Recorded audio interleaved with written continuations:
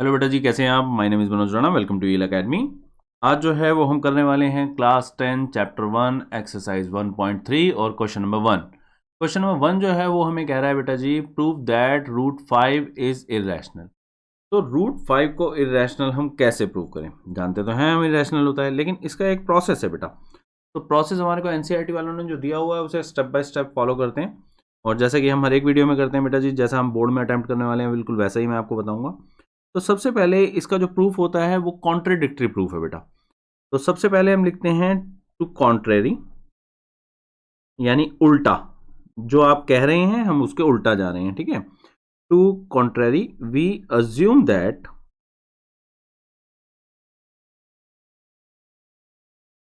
Root 5 is rational. उसने कहा है हमारे को इरेशनल प्रूव करो, हम कहते हैं चलो जी रैशनल है, आप कहते हो तो।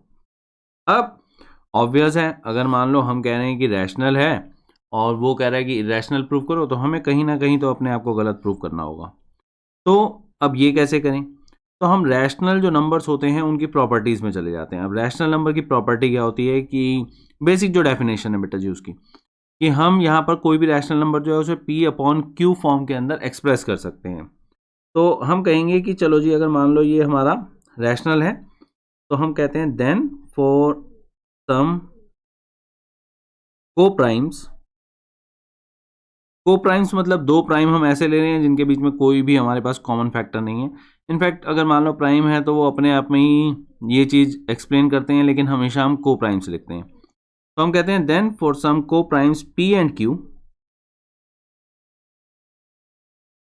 Root 5 is equal to P upon Q. अगर मान लो ऐसा है तो हमारे पास पी और क्यू कहीं ना कहीं दो हमारे पास ऐसे प्राइम होंगे जिसके लिए रूट 5 जो है वो पी अपॉन क्यू फॉर्म में आ सकेगा। अगर मान लो root P upon Q form में आ सकेगा, तो इसका मतलब है कि अगर मान लो हम स्क्वायर कर देते हैं दोनों तरफ, तो 5 की वैल्यू जो है फिर तो हमारे पास P square upon Q square हो जाएगी। और अगर ऐसा होगा तो हम अगर इसे सॉल्व करें तो हमारे पास पी स्क्वायर की वैल्यू 5 क्यू स्क्वायर आ जाएगी। अगर ऐसा होता है तो क्लियर है कि 5 जो है वो पी स्क्वायर का फैक्टर है, क्योंकि ये 5 के मल्टीपल में आ गया हमारे पास। तो 10 we can see that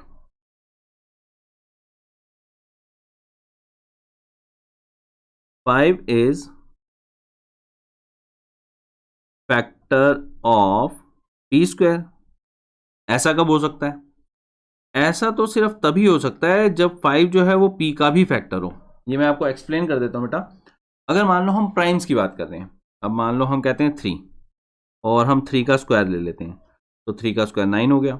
अब 9 जो है, 9 के हमारे पास अगर हम यहाँ पर देखें कि फैक्टर्स कौन कौन से हैं, तो अब जैसे 3 एक फैक्टर है, तो ये 3 फैक्टर जो है वो अगर 9 का है तो वो 3 का भी होगा।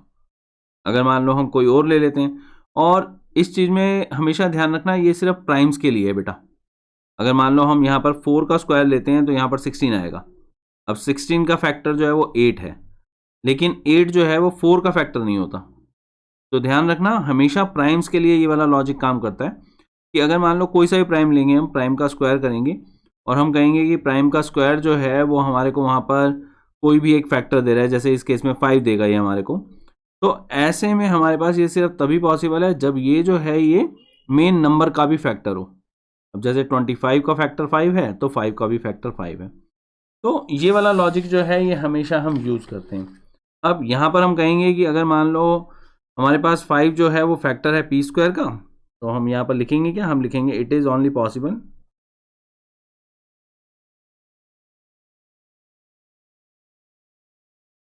When 5 is also a factor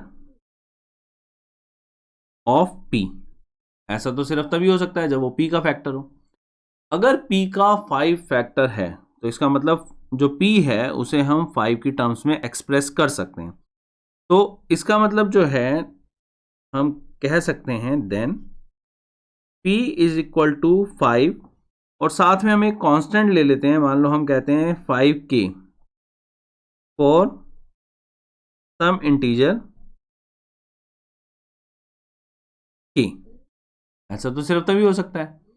अब अगर मान लो p की वैल्यू 5k है, तो इसको जरा ऐसा करते हैं, इस वाली इक्वेशन में पुट करके देखते हैं क्या आएगा।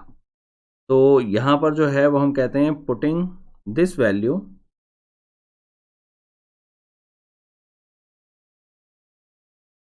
इन 1। अब अगर हम 1 में ये वाली वैल्यू पुट करेंगे तो हमारे पास p की वैल्यू अब हमने ले लिया 5k, तो ये हो गई हमारे पास 5k स्क्वायर, और हमारे पास ये है 5q स्क्वायर के इक्वल। ये 25 हो जाएगा, ये 5 से कैंसिल होकर हमें 5 दे देगा। तो इसका मतलब हमारे पास क्या आ जाएगा, इसका मतलब हमारे पास आ जाएगा q square is equal to 5k square. अब अगर आप देखें तो ऊपर जो हमने लॉजिक लिया है ये यहां पर, इस लॉजिक से हमारे पास क्या आया था, इससे हमारे पास आ गया था कि 5 जो है वो p स्क्वायर का हमारे पास फैक्टर है। तो सेम लॉजिक अगर आप यहां पर यूज करोगे कि 5 जो है वो आपके पास q स्क्वायर का फैक्टर है, तो अल्टीमेटली आपको ये q का भी फैक्टर मिल जाएगा। thus 5 is a factor of q square, ये हो गया। और अब बिल्कुल सेम लॉजिक वही, it is only possible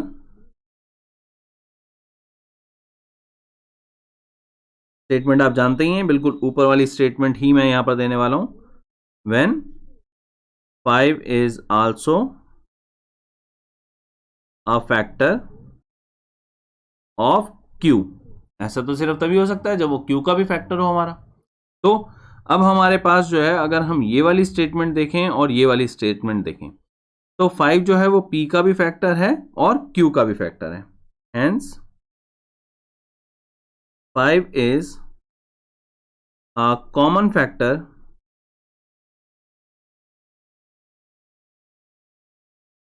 of p and q। अब प्रॉब्लम कहाँ आ गई, शुरुआत जो है उसमें चलते हैं। तो शुरुआत थी हमारी, उसमें हमने कहा था कि अगर मान लो ये जो है ये एक रैशनल नंबर है, तो ये सिर्फ तभी हो सकता है जब हमारे पास दो को प्राइम ऐसे हों p और q, जिनके लिए हमारे पास √5 जो है वो p अपॉन q हो। तो जो हमारी अजम्पशन थी वो अजम्पशन हमारे को ये यहाँ तक लीड कर रही थी। अब यहाँ तक अगर लीड कर रही है तो यहाँ पर जो है, यहाँ पर अब हम कह रहे हैं कि ये जो है ये हमारे पास कॉमन फैक्टर है। अब 5 कॉमन फैक्टर है तो ये तो उल्टा हो गया, तो यहां पर हम लिख देंगे विच, इसी को आगे मैंने बढ़ा दिया है स्टेटमेंट को, contradicts the fact that p and q are को प्राइम्स। ये अब इस वाले फैक्ट को हमारे कॉन्ट्राडिक्ट कर रहे हैं, तो इसका मतलब हमने अपनी जो अजम्पशन है उससे सारे के सारे जो कंक्लूजन निकाले हैं वो अल्टीमेटली हमारी जो मेन अजम्पशन है उसके ही उल्टे चले गए। तो ऐसा कब होता है, ऐसा तो सिर्फ तभी होता है जब हम कोई फॉल्स अजम्पशन जो है वो ले लेते हैं। तो 10 we can say that our assumption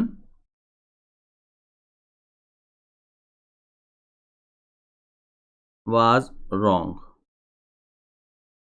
इसका मतलब हमारी assumption जो है वो wrong है। तो हमारी assumption क्या थी, हमारी assumption थी कि √5 रैशनल नंबर है।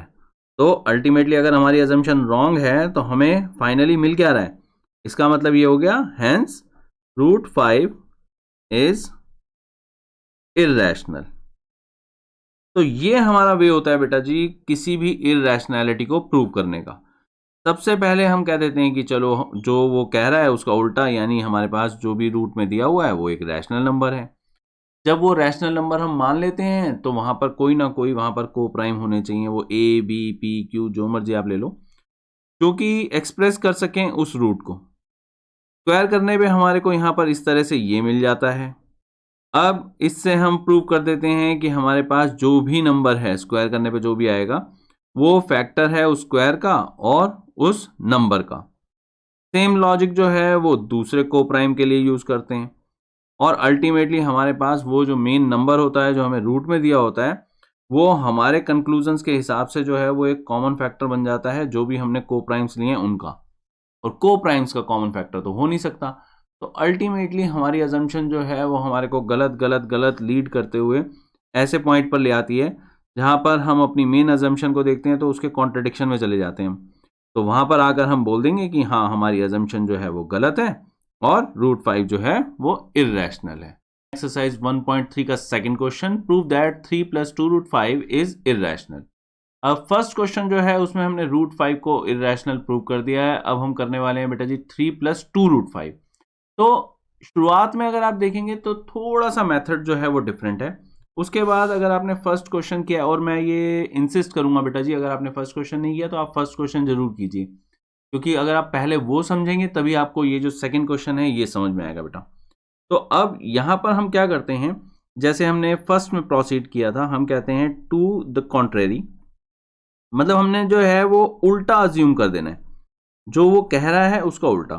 तो हम जो है वो ये कहेंगे to the contrary, let us assume that 3 + 2√5 is rational. तो यहां पर जो है वो हम अपना थोड़ा सा ढीठपना दिखाते हैं। वो कहता है कि रैशनल प्रूव करो, नहीं हम जो है वो रैशनल प्रूव करते हैं इसको। अब देखते हैं कि हम क्या कर पाएंगे ऐसा।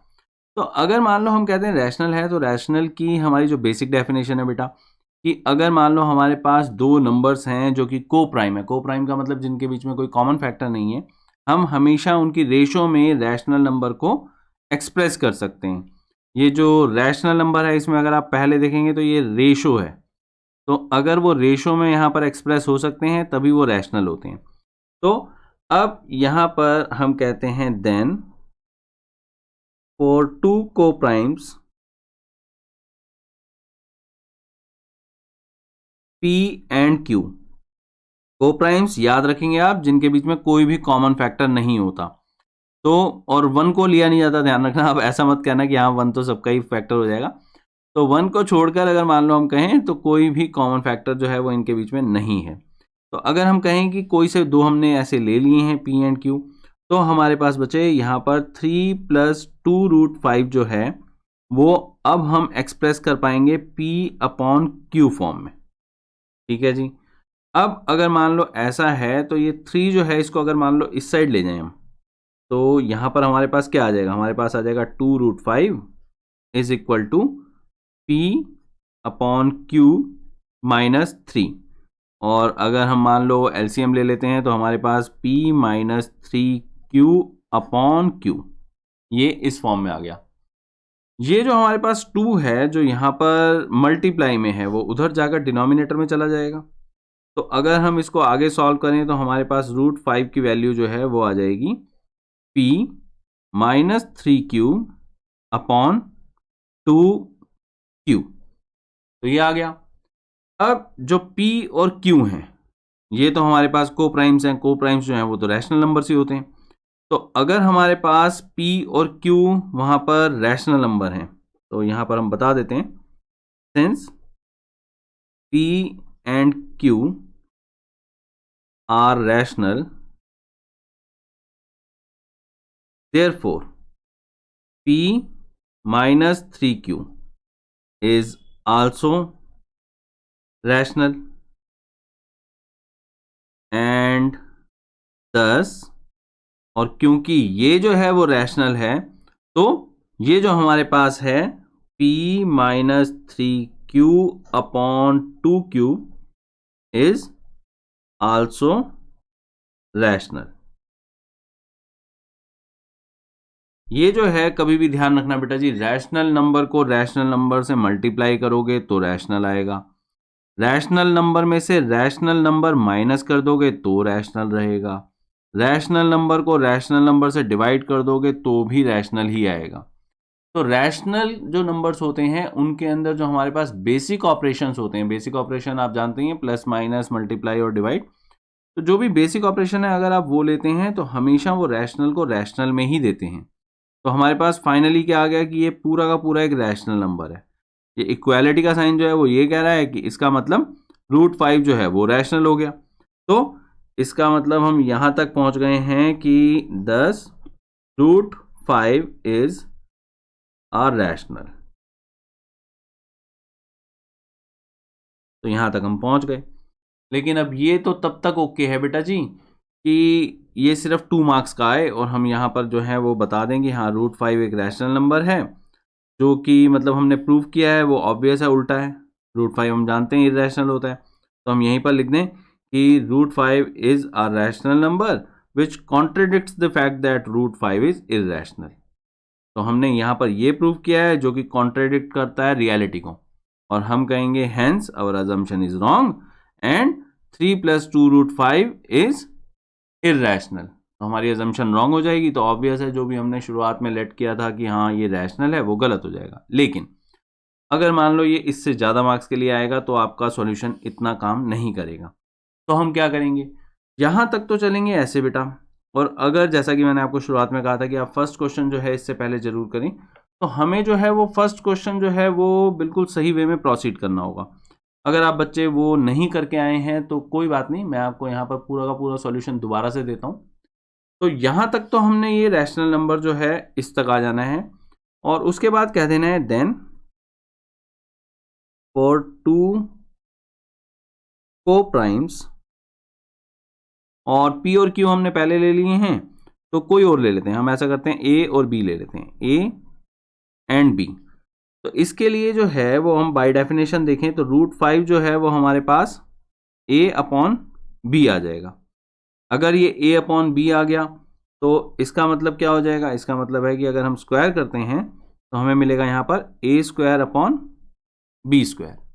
क्रॉस मल्टीप्लाई कर देते हैं, क्रॉस मल्टीप्लाई करने पे हमारे पास आ जाएगा यहाँ पर A² = 5B²। अगर हम A² को इस तरह से एक्सप्रेस कर सकते हैं तो इसका मतलब ये हुआ कि हमारे पास 5 जो है वो A² का एक फैक्टर है।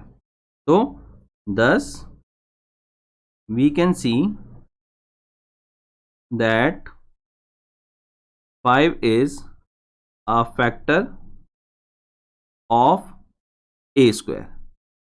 अब एक चीज का हमने ध्यान रखना है कि अगर कोई एक हमने प्राइम लिया है, जैसे A और B को हमने को प्राइम माना है, तो प्राइम का स्क्वायर जो है उसका कोई भी अगर फैक्टर है तो वो हमेशा इस मेन नंबर का यानी A का फैक्टर होगा ही होगा।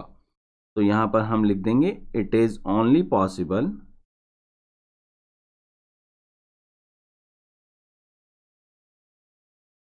When 5 is a factor of A, यानी A का भी वही फैक्टर है। तो अगर ये है ऐसा तो देयरफॉर फॉर सम कांस्टेंट, कोई एक कांस्टेंट ले लेते हैं, कोई सा भी जो हमारा मन कर रहा है। अब P/Q जो है उससे थोड़े से दूर आ जाते हैं, A/B जो है वो हम छोड़ देते हैं। हम कह लेते हैं कि यहाँ पर कांस्टेंट K है मान लो हमारा, ठीक है। तो हम कहते हैं फॉर सम कांस्टेंट K, जो हमारा A है वो 5K के इक्वल होगा। क्यों? क्योंकि हमने बता दिया कि 5 एक फैक्टर है। 5 फैक्टर का मतलब ये है ना कि 5 किसी ना किसी से मल्टीप्लाई होकर हमें A दे रहा है। तो हम कहते हैं कि A जो है वो हमारे पास 5K हो गया। तो इसको जरा एक काम करते हैं, इस वाली इक्वेशन को हम नंबर दे देते हैं। A इसे दे दिया हमने 1। तो अब अगर मान लो हमने इसको 1 दे दिया तो हमारे पास जो है, अगर मान लो हम पुट कर देते हैं, पुटिंग दिस वैल्यू इन 1, तो अब हमारे पास जो है वो A की वैल्यू जो है वो हमने यहाँ पर 5K जो है वो पुट कर दी, जो कि हमारे पास 5B² के इक्वल आ गई। अगर यहाँ पर देखें तो ये 25K² है। अगर हम 5 से इसको कैंसिल करते हैं तो B² की वैल्यू जो है वो क्या आ जाती है, B² की वैल्यू आ जाती है हमारे पास 5K²। तो हम फिर दोबारा से उसी सिचुएशन में पहुंच गए जहां पर हम थे। मतलब एक स्क्वायर जो है वो 5 इंटू समथिंग आ रहा है, तो अगर मान लो ऐसा आता है तो हमारे को क्या मिलेगा, अब हमारे को जो रिजल्ट A के लिए मिले थे वही अब B के लिए मिल जाएंगे। तो अब यहाँ पर जो है हम लिख देंगे therefore 5 is a factor of B²। और ऐसा कब हो सकता है ये भी हम बता देंगे, विच इज ओनली पॉसिबल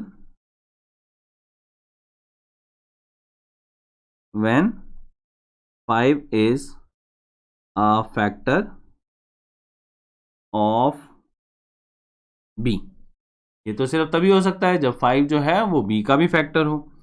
अब अगर मान लो यहां पर हम देखें कि हम कह रहे हैं कि 5 बी का फैक्टर है, क्योंकि कंक्लूजन तो यही आ रहा है हमारा, और इसके ऊपर हम देखें तो यहां पर हमारे पास कंक्लूजन क्या आया था कि 5 जो है वो हमारे पास ए का फैक्टर है। तो हम यहां पर देखेंगे इस प्रकार 5 इज अ कॉमन फैक्टर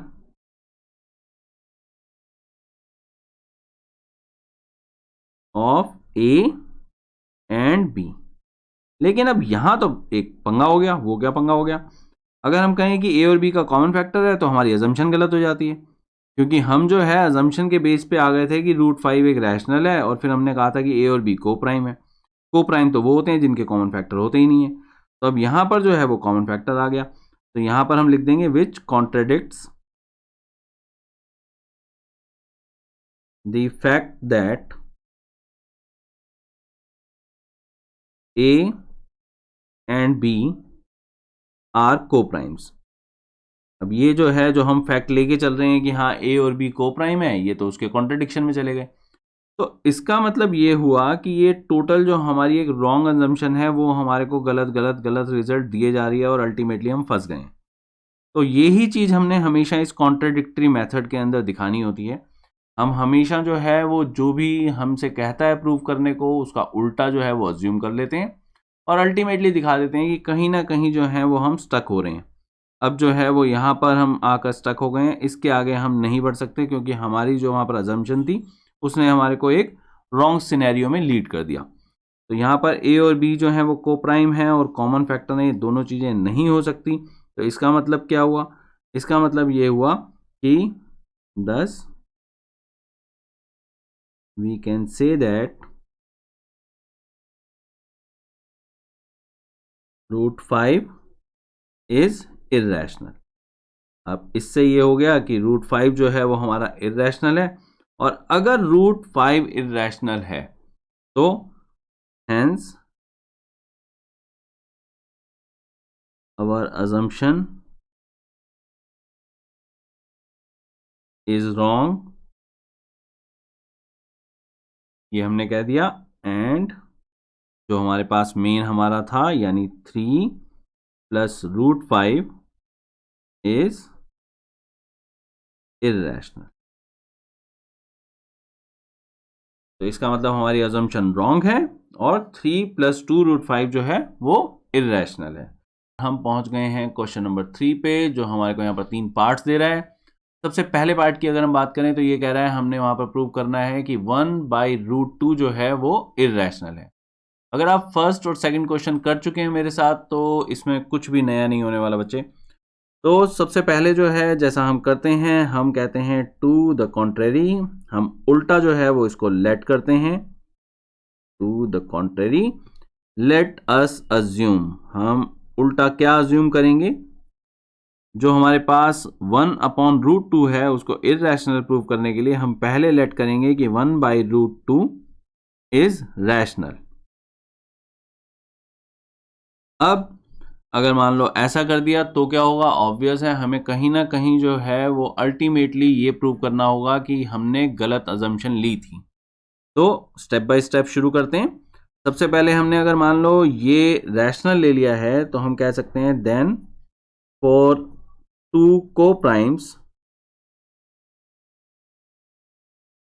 कोई 2 को प्राइम है हमारे पास P एंड Q, यहां पर हमारे पास 1/√2 जो है वो P/Q फॉर्म में होगा। क्यों होगा? क्योंकि रैशनल नंबर जो है उसकी डेफिनेशन ही यही है बेटा कि कहीं ना कहीं 2 को प्राइम ऐसे होते हैं P और Q जिनकी फॉर्म में हम वहां पर 1/√2 को एक्सप्रेस कर सकते हैं। तो अगर मान लो ऐसा है तो इससे क्या फर्क पड़ जाएगा? ये जो है ये हमें लीड करेगा फैक्ट की तरफ कि 1/2 जो है वो हमारा P²/Q² होता है, क्योंकि अगर हम दोनों तरफ स्क्वायर करें तो बहुत क्लियरली हम देख सकते हैं।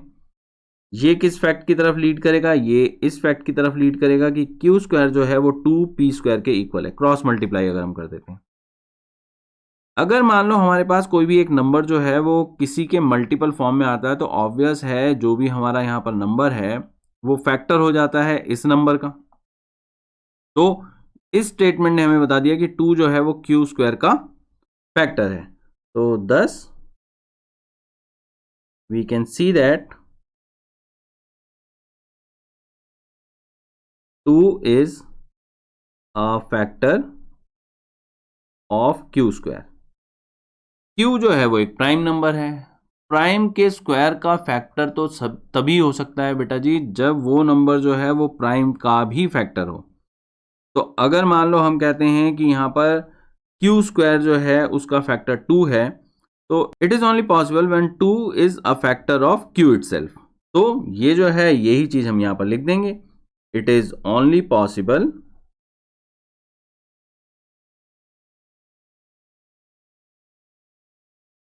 When 2 is a factor of q। अब अगर मान लो ये q का फैक्टर है तो क्या हो गया, अगर मान लो ये q का फैक्टर है तो हमारे पास अगर मान लो हम कहते हैं कि कोई कांस्टेंट है, फॉर सम कांस्टेंट, और कांस्टेंट हम ले लेते हैं जी यहां पर मान लो हमने c ले लिया। तो कोई भी एक जो कांस्टेंट हमने c लिया है उसके लिए हमारे पास q की वैल्यू जो है वो 2c होगी, क्योंकि फैक्टर होने का तो यही मतलब है कि वो वहां पर उसकी टर्म्स में हम उसको एक्सप्रेस कर सकें। तो 2 इंटू समथिंग जो है वो हमारा q होना चाहिए। तो अगर ये जो है इस वैल्यू को हम पुट कर दें यहां पर, इसको इक्वेशन नंबर दे देते हैं, इसको हम दे देते हैं इक्वेशन नंबर 1, और अब इसे पुट कर देते हैं। तो पुटिंग दिस वैल्यू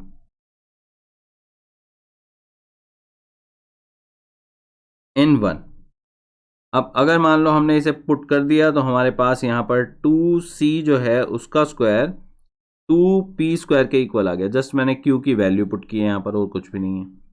ये है 4, क्योंकि 2 का स्क्वायर है। 2 से हम इसको कैंसिल कर देते हैं। तो अल्टीमेटली क्या बचता है हमारे पास, एक तरफ तो p स्क्वायर बचता है और एक तरफ 2c स्क्वायर बचता है। यहाँ पर ये 2c स्क्वायर बचा और यहाँ पर सिर्फ p स्क्वायर। तो अल्टीमेटली फिर से हम वही सिनेरियो पे पहुंच गए, यानी हमारे पास जो है जैसे क्यू स्क्वायर जो है वो 2p स्क्वायर के इक्वल आया था, अब हमारे पास जो है वो p स्क्वायर 2c स्क्वायर के इक्वल आ गया। अब इससे हमें क्या मिला, तो इससे हमें मिला 10 2 is a factor of p square, जैसे हमारे को पहले वो क्यू स्क्वायर के उसमें मिला था।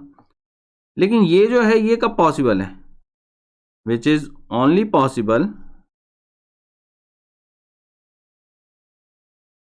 when 2 is also a factor of p। ठीक है जी। अब इसमें क्या प्रॉब्लम आ गई, अब यहां तो सारी ही प्रॉब्लम हो गई। क्यों हो गई ये सारी प्रॉब्लम, क्योंकि यहां पर हमने 2 जो है वो पहले q का फैक्टर प्रूव कर दिया, अब जो है वो हमने p का कर दिया। तो इससे क्या हुआ, इससे ये हुआ कि हमारे पास अगर हम यहां पर देखते हैं तो इस वे में अगर हम चलते हैं तो हमारे पास 2 जो है जी is a common factor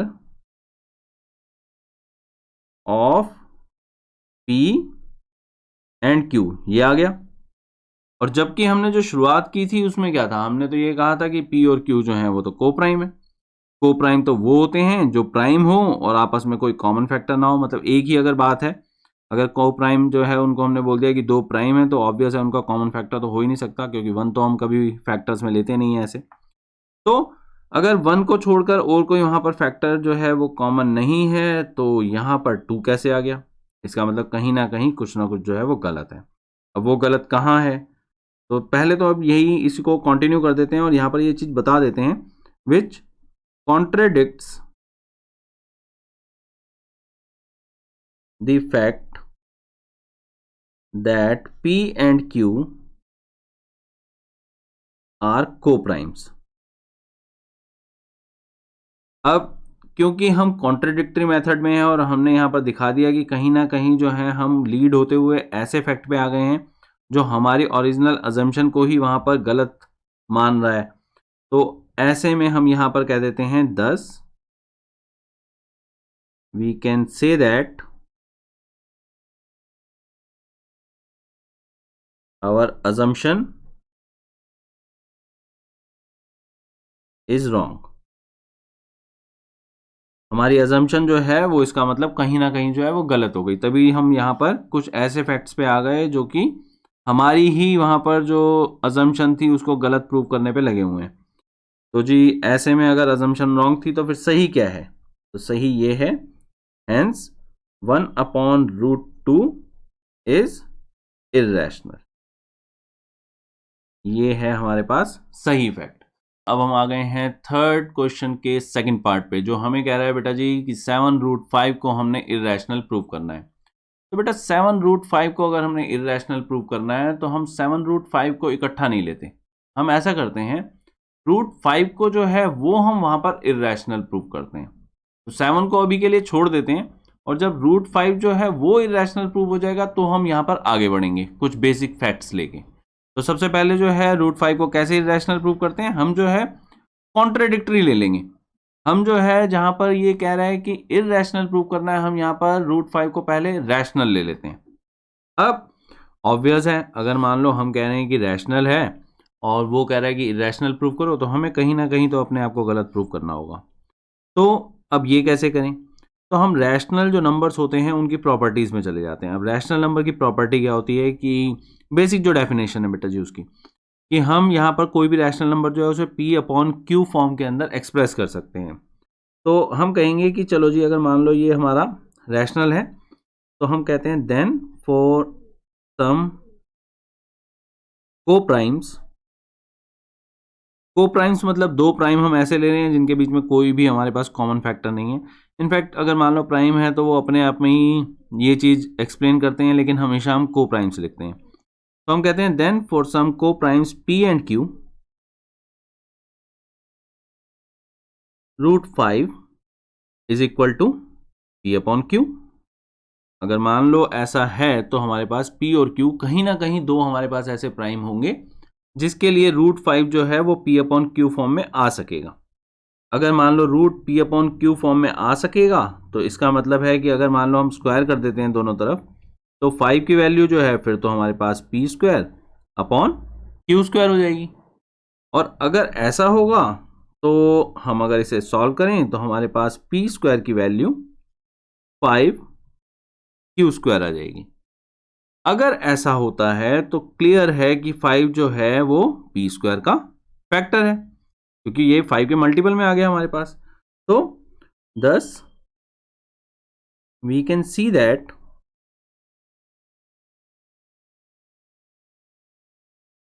5 is factor of P²। ऐसा कब हो सकता है? ऐसा तो सिर्फ तभी हो सकता है जब 5 जो है वो P का भी फैक्टर हो। ये मैं आपको एक्सप्लेन कर देता हूं बेटा। अगर मान लो हम प्राइम्स की बात कर रहे हैं, अब मान लो हम कहते हैं 3 और हम 3 का स्क्वायर ले लेते हैं, तो 3 का स्क्वायर 9 हो गया। अब 9 जो है, 9 के हमारे पास अगर हम यहाँ पर देखें कि फैक्टर्स कौन कौन से हैं, तो अब जैसे 3 एक फैक्टर है, तो ये 3 फैक्टर जो है वो अगर 9 का है तो वो 3 का भी होगा। अगर मान लो हम कोई और ले लेते हैं, और इस चीज़ में हमेशा ध्यान रखना ये सिर्फ प्राइम्स के लिए है बेटा। अगर मान लो हम यहाँ पर 4 का स्क्वायर लेते हैं तो यहाँ पर 16 आएगा। अब 16 का फैक्टर जो है वो 8 है, लेकिन 8 जो है वो 4 का फैक्टर नहीं होता। तो ध्यान रखना हमेशा प्राइम्स के लिए ये वाला लॉजिक काम करता है कि अगर मान लो कोई सा भी प्राइम लेंगे, हम प्राइम का स्क्वायर करेंगे और हम कहेंगे कि प्राइम का स्क्वायर जो है वो हमारे को वहाँ पर कोई भी एक फैक्टर दे रहा है, जैसे इस केस में 5 देगा ये हमारे को, तो ऐसे में हमारे पास ये सिर्फ तभी पॉसिबल है जब ये जो है ये मेन नंबर का भी फैक्टर हो। अब जैसे 25 का फैक्टर 5 है तो 5 का भी फैक्टर 5 है। तो ये वाला लॉजिक जो है ये हमेशा हम यूज़ करते हैं। अब यहाँ पर हम कहेंगे कि अगर मान लो हमारे पास 5 जो है वो फैक्टर है P² का, तो हम यहाँ पर लिखेंगे क्या, हम लिखेंगे it is only possible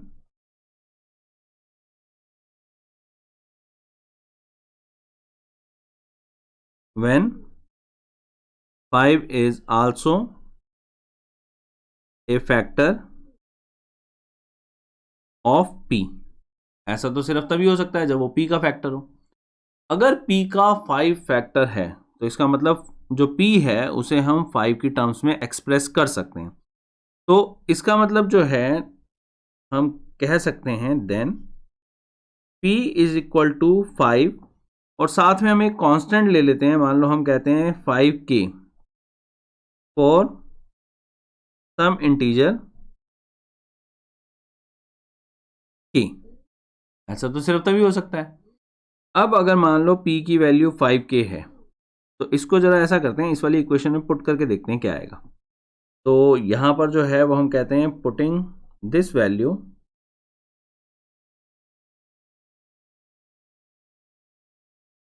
in 1।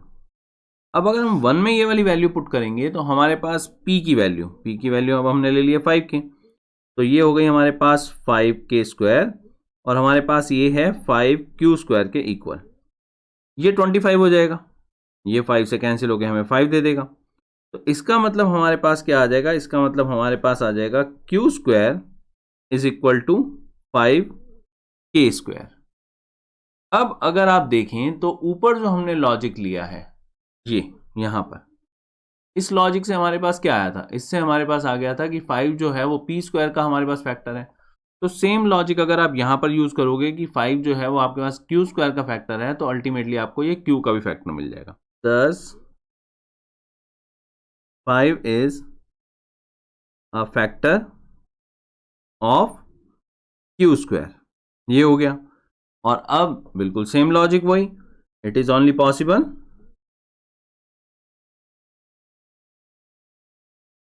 Statement आप जानते ही हैं, बिल्कुल ऊपर वाली स्टेटमेंट ही मैं यहां पर देने वाला हूं, when 5 is also a factor of q। ऐसा तो सिर्फ तभी हो सकता है जब वो q का भी फैक्टर हो हमारा। तो अब हमारे पास जो है, अगर हम ये वाली स्टेटमेंट देखें और ये वाली स्टेटमेंट देखें, तो 5 जो है वो p का भी फैक्टर है और q का भी फैक्टर है। Hence 5 is a common factor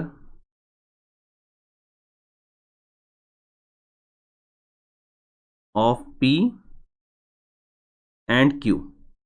अब प्रॉब्लम कहाँ आ गई, शुरुआत जो है उसमें चलते हैं। तो शुरुआत थी हमारी, उसमें हमने कहा था कि अगर मान लो ये जो है ये एक रैशनल नंबर है, तो ये सिर्फ तभी हो सकता है जब हमारे पास दो को प्राइम ऐसे हों p और q, जिनके लिए हमारे पास √5 जो है वो p अपॉन q हो।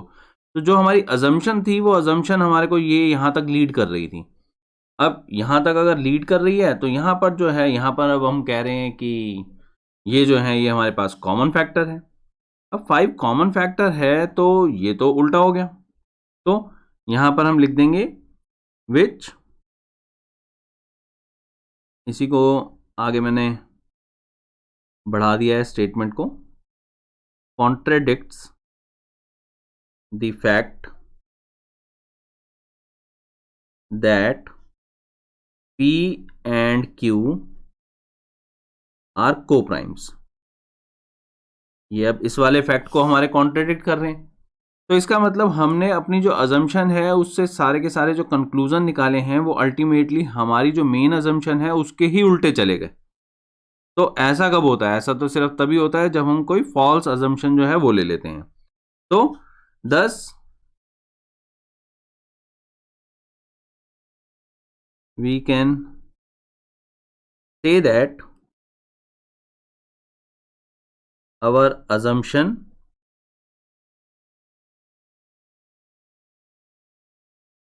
was wrong। इसका मतलब हमारी assumption जो है वो wrong है। तो हमारी assumption क्या थी, हमारी assumption थी कि √5 रैशनल नंबर है।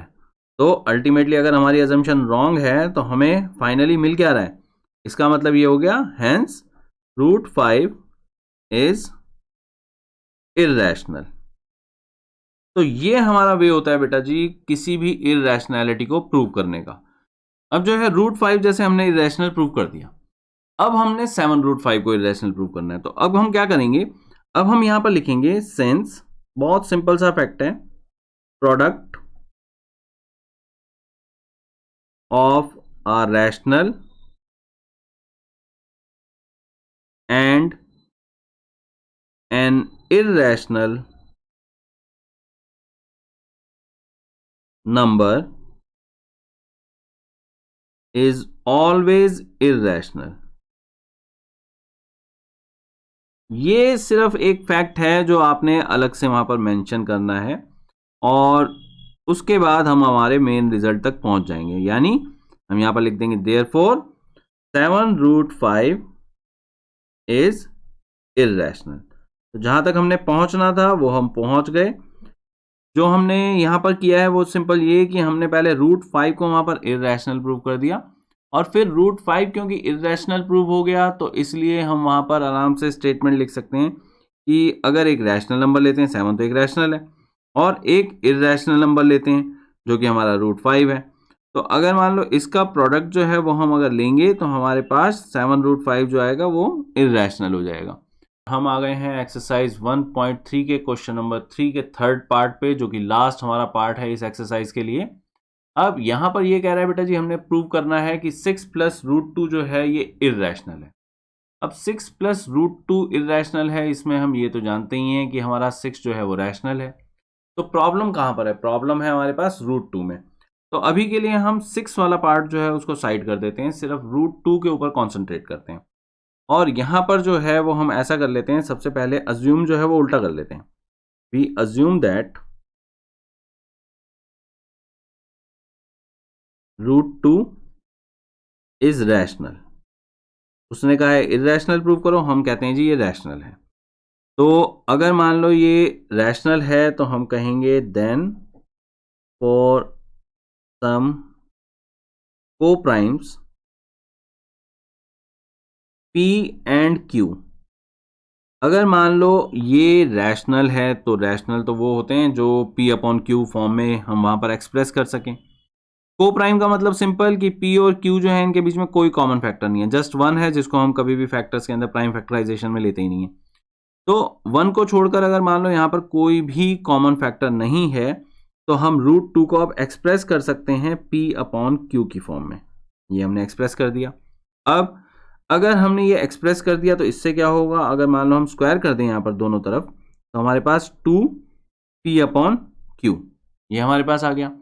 बेसिकली हम करना क्या चाह रहे हैं कि हमने यहाँ पर जो अजम्पशन ली है वो हमारे को कहीं ना कहीं ऐसी जगह लीड कर दे जिसके आगे हम ना बढ़ पाए और हम खुद ही कहें कि हाँ हमारी अजम्पशन जो है वो गलत है। तो अब ये जो कॉन्ट्रडिक्टरी मेथड है इसने हमारे को कहाँ पर ले जाके छोड़ा है, यहाँ पर हमारे पास 2 = P²/Q² फॉर्म आ गई, क्योंकि हमने दोनों तरफ स्क्वायर्स कर दिए। अब इससे क्या मिलेगा, इससे अगर हम यहाँ पर क्रॉस मल्टीप्लाई करते हैं तो हमारे को P² की वैल्यू मिल जाएगी 2Q²। ये जो फॉर्म है ये फॉर्म हमारे को दिखा रही है कि 2 जो है वो हमारे पास P² का एक फैक्टर है। तो हम कहेंगे thus we can see that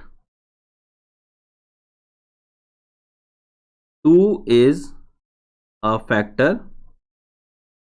of P²।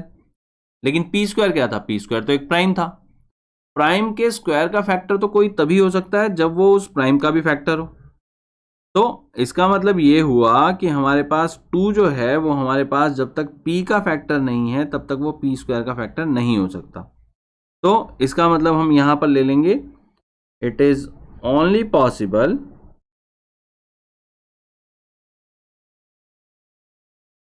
when 2 is also a factor of P। तो ये जो है ये तो सिर्फ तभी होगा जब वो P का फैक्टर है। ठीक है जी, अगर ऐसा है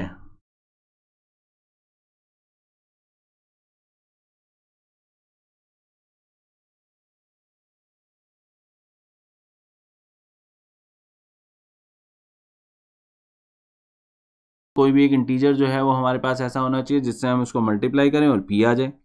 ये जो है हमारे पास किस चीज को लीड करता है, ये वाली वैल्यू हम यहां पर इसको हम कहते हैं कि ये हमारी इक्वेशन 1 है और यहां पर हम पुट कर देते हैं। तो पुटिंग दिस वैल्यू इन 1। अब अगर हम 1 में इसको पुट कर देंगे तो हमें क्या मिल जाएगा, यहां पर हमें इसको पुट करने पे मिल जाएगा 2k² is equal to 2Q²। अब यहां पर इसको अगर हम सॉल्व करते हैं तो ये हमारा 4k² है और ये 2 है, तो 2 अगर डिनोमिनेटर में आएगा तो एक 2 जो है वो कैंसिल हो गया, तो 4 में से एक 2 चला गया तो एक ही 2 बचेगा। तो हमारे पास Q² की वैल्यू जो है वो आ जाएगी 2k²। मतलब एक बिल्कुल सिमिलर सा सिनेरियो जो अभी हमने सॉल्व किया, मतलब एक इक्वेशन ये थी और एक इक्वेशन ये है, और आप देख ही सकते हैं कितनी वहां पर सिमिलर सी इक्वेशंस हैं। इसने हमारे को क्या वहां पर दिया था, मेन फैक्ट इसने हमारे को दिया था कि 2 जो है वो p का एक फैक्टर है। तो अगर हम वहां देखें तो हमें साफ समझ में आ जाएगा कि ये जो है ये क्या देगा, ये देगा कि 2 q का फैक्टर है, और यही जो है हमें चाहिए। तो हम कहेंगे यहां पर 10 2 is a factor of q square which is only possible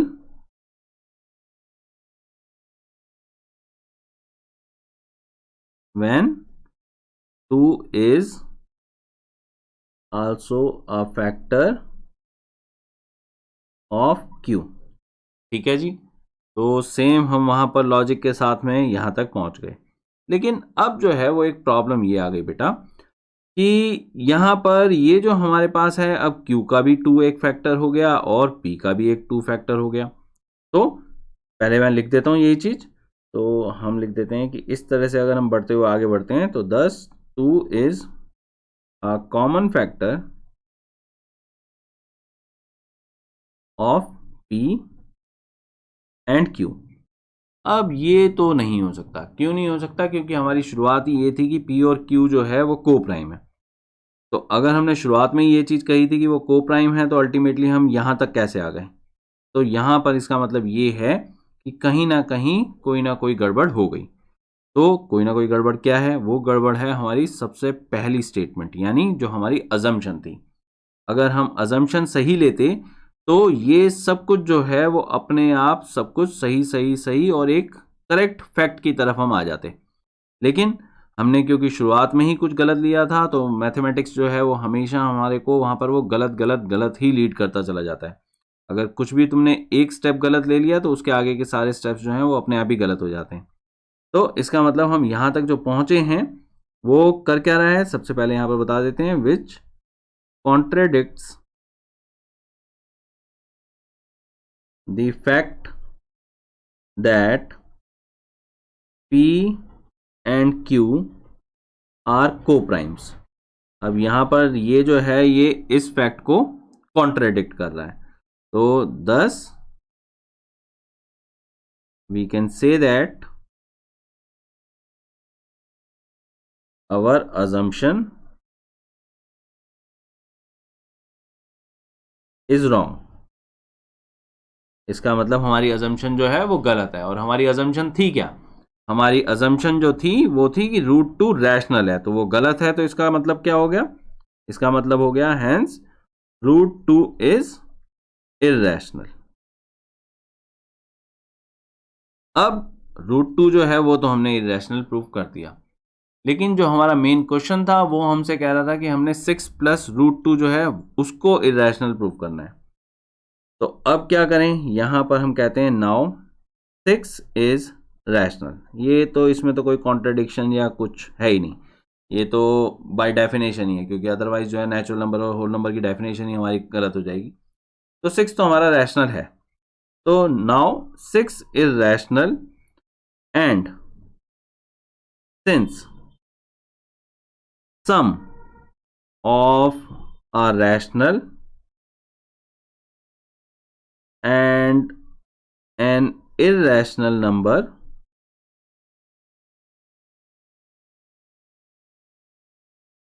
is always irrational। ये फैक्ट जो है वैसे तो आपने 9th में भी किया है, लेकिन अगर आपको ध्यान नहीं है तो कोई प्रॉब्लम नहीं है। ये छोटा सा फैक्ट है, आपने याद रखना है कि रैशनल और इर्रेशनल, अगर मान लो हम इसको ऐड करते हैं तो हमेशा हमारे पास जो है वो इर्रेशनल आता है। याद रखना कि रैशनल और इर्रेशनल का कोई भी बेसिक ऑपरेशन आपने ऐड करना है, सब्ट्रैक्ट करना है, मल्टीप्लाई करना है, डिवाइड करना है, अगर मान लो एक रैशनल है एक इर्रेशनल है, तो हमेशा आपके पास इर्रेशनल ही आएगा। तो sum of a rational and an irrational number is always irrational. Therefore, और देयरफॉर करके हम यहां पर बता देंगे 6 प्लस √2 इज इर्रेशनल। तो बस बेटा जी, इस एक्सरसाइज के लिए इतना ही। मिलते हैं नेक्स्ट वीडियो में। अगर आपको मेरा मेथड जो है वो पसंद आया हो तो please like share and subscribe.